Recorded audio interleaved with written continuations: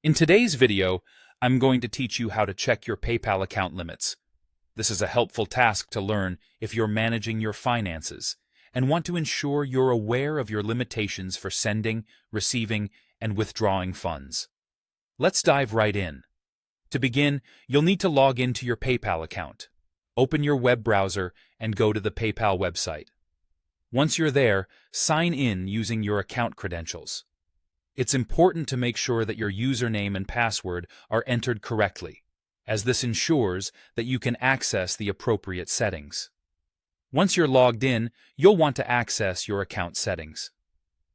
Look towards the top of the screen and you should see a menu that includes a gear icon, which resembles a little settings symbol.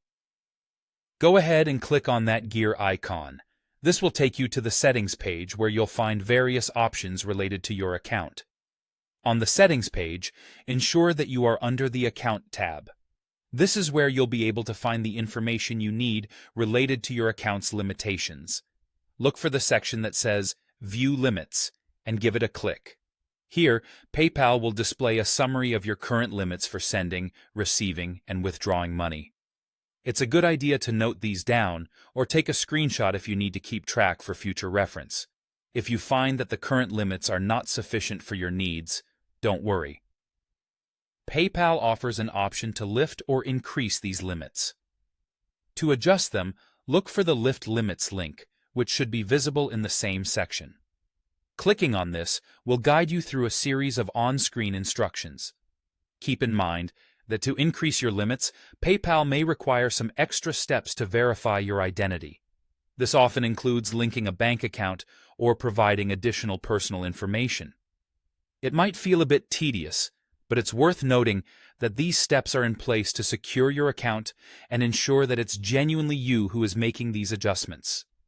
It's also worth mentioning that if your account is currently unverified, there are generally lower limits placed on it. Once your account becomes verified, you can enjoy higher limits and more flexibility with your transactions. If you need more detailed information on these limits or the verification process, I recommend checking out PayPal's official guide, which can provide in-depth details and further instructions. And that's everything you need to know about checking and managing your PayPal account limits. I hope this guide helps you navigate your account with ease and empowers you to handle your financial transactions more confidently. Thank you for joining me today, and feel free to leave any questions or comments you might have. Until next time.